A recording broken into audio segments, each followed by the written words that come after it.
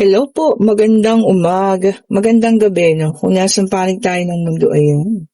Sana po ay nasa maayos kayong kalagayan sa pagpapanood ng bagong video natin ngayong umaga ng Biyernes. O ayan po, siningit ko lang ang ating reading ngayong umaga. Siyempre alam niyo na, pag Biyernes po ay araw ng ating private reading. Ayan, katatapos lang ng ating reading kanina, no? Ayan. Thank you so much, ma'am, ha? Sa unang-una natin. Ayan, eto na po. Tignan natin kung kaninong reading itong ating makukuha ngayong umagang ito. Biyernes po ngayon, araw ng kalayaan. Sa palayain na mga pusong sugatan. O, diba? Kagaya no? Unang card natin is sa Three of Swords. Diba po, no? O, ayan. O, sabi nga may matapang na rito. Page of Swords. Ayan. Tignan pa natin, ha? Tignan pa natin. And meron tayo ritong The Emperor. Okay po. Take only what resonates pa rin po, ha? Pwedeng sa'yo, pwedeng sa kanya, pwedeng kung kanino man. Sabi ko nga sa inyo. And we also have here the Three of Cups. Okay po, ayan. Tignan pa natin. Meron din tayo ritong Page of Cups.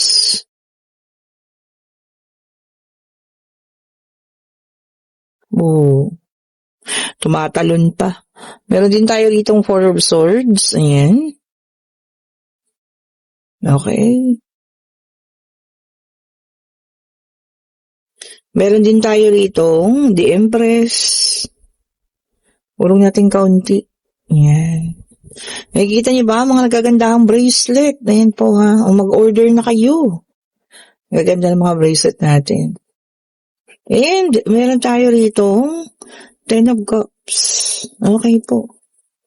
Ayan, may nakikita ko ritong pag-uusap na magaganap. O ayan po, ha. Maaring kayo po ay nagkahiwalay na kasi may third party situation tayo. Merong ang isa ay pananahimik lang yung ginawa, pag-aayos ng sarili, pagpapaganda. Okay po. Nag-matured, ayan. Pwedeng parehas naman kayo. Pero parang mas lamang ka, no? Regardless kung lalaki, babae, LGBTQ ka man, o ano po, no? Ayun nga, mas lamang ka. Nag-matured ka, maraming ginawa, mas tumapang sa buhay, pero mas pinili ang pananahimik, ha? Pero ito po ay positive na third party, na ito po ay naging ninyo, no? Karelasyon at nagkaroon ng third party situation dyan. Ayan ha, magkakaroon ng pag-uusap. Maaari ito po ay parte rin ng inyong pamilya, padre de pamilya o ilaw ng tahanan. Ayan ha. Kailangan kayong mag-usap, no? Hindi ko alam kung anong klase. Pag-aayos ba ito or tungkol sa pamilya, no? Pero meron kayong pag-uusapan na mahalagang bagay po. Kung kaya, bakit hindi, 'di ba? Baka kailangan na rin namang mag-ayos, 'di ba? Kung hindi man ito pagbabalikan, baka pag-aayos na. Yun talagang as in para maayos na, no? Yung magkaroon kayo parehas ng peace of mind. Ganun. O, diba? Or po pwede rin namang pag-aayos ninyo or pagbabalikan po. Kasi alam niyo yun, parehas kayong mahal. Mahalin niyo yung pamilya, especially kung may mga anak, na umaasa sa inyo. Siguro sila din yung magiging daan or way para mag-ayos kayo, ha? Pero yun ang pinaka-importante, ha? Magkakaroon ng pag-uusap. Yan, between you and the ex. Okay po. Na nagkaroon ka ng third party situation at nakasakit sa'yo ng bonggam-bongga. Bonggam-bongga ang taong ito, ha. Okay, ito na. Tingnan natin po. Check pa natin, ha. And we have here the 10 of wands. Ayan naging mo to burden. Talagang grabe din hinatid niya sa yung pain, ha. Ayan po. Sobra-sobra. O, diba? So, siya yung naging pasang krus ng mga nakaraan. At eto na. Ikaw po yung kanyang muling kakatukin. No? At gusto ng pakikipag-usap. Ayan po. Depende sa inyo, ha. Kung kaya na ba, di go lang. Kung hindi naman, Huwag mong madaliin yung sarili mo. Pwede siya maghintay, di ba? Okay po. Paghintayin niyo siya hanggang maging ready ka na. Oo. 'Di ba? Ganun yun. Ikaw ngayon ang may hawak ng beat. Oh, hawak mo ang beat. 'Di ba? O yun po ha. O joke lang po yun. Pero sa totoo lang, kayo talaga ngayon ha. Ang may hawak ng panahon. Kailangan niya maghintay. Maghintay siya. Ano siya? Masaya? O 'di ba? Ayan, meron tayong The Moon, may dalang number 18. Ayan. Alam niyo, mararamdaman ninyo, no? Pag oras na yun, totoo. Siguro, sa lakas din ng intuition mo, mararamdaman mo kapag eto na siya. Yun talagang nararamdaman mo na yung pagbabalik. May mga signs, baka meron ka makuha mga signs, ha? Okay po. Anong mga signs? Siguro, naamoy mong pabango, ganyan. Pasok ng pasok sa isip mo, kahit di mo naman iniisip, di ba? O, yan po ha. And meron tayo rito, wag naman yung naamoy pala yung pabango, baka mamaya deads na, di ba? Nagpaparamdam. Hindi naman po. Ibig sabihin kasi yung para ba siyang parang yung presence, di ba? Nandiyan dyan lagi sa tabi mo. Oh. And we have here the Nine of Pentacles. Ayan. Naku, independent ka na ngayon.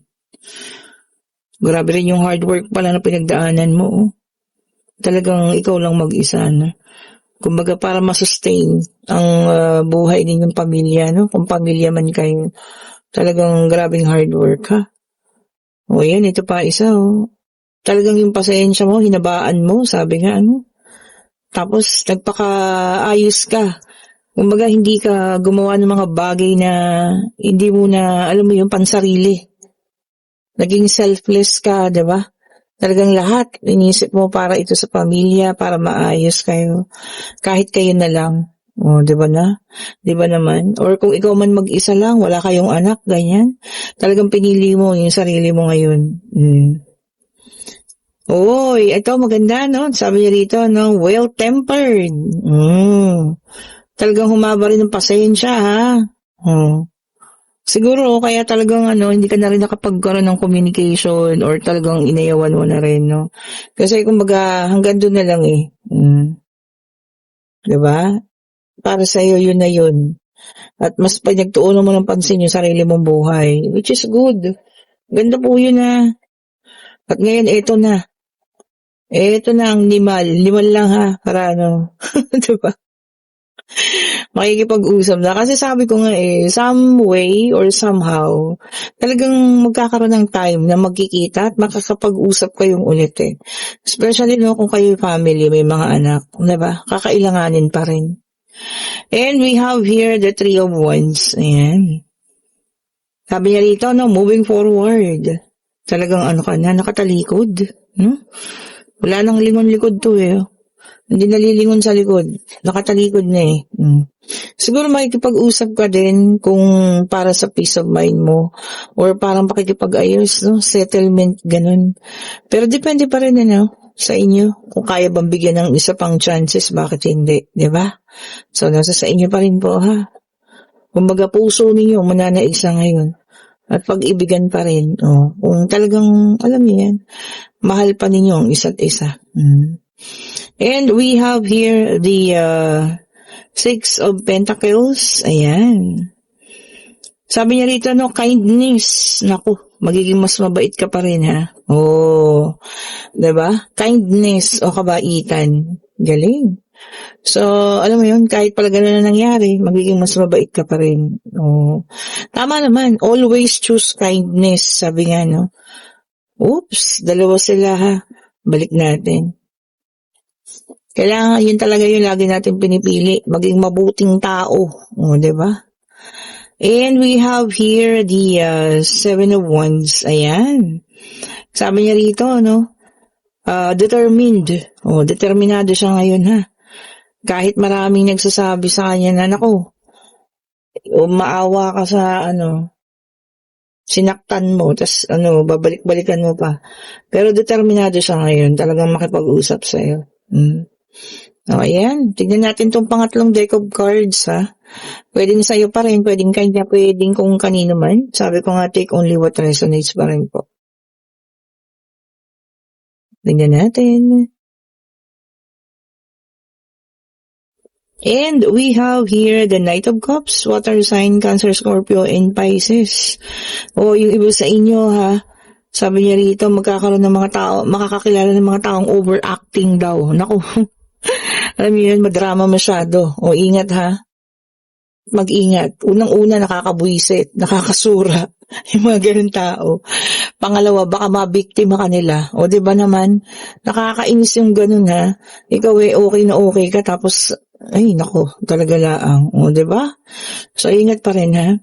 And we have here the Three of Swords, air sign, Gemini, Libra, and Aquarius. Ayan. Sabi niya rito, no, talagang magkakaroon ng heartbreak yung iba sa inyo. And betrayal or pagtataksil o kung ano man ang gusto yung itawag din ha. Siguro naman lahat ng tao dadaan sa ganun, di ba? Pananakit ng isang tao. Minsan nga yung iba, dahil sa sobrang sakit na naramdaman, hindi na umulit magmahal. O, di ba?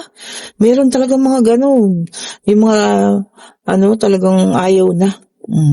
So sana, yung mga taong nakapanakit na ganyan, matuto rin kayong humingi ng tawad pagdating ng araw. Alam niyo yun?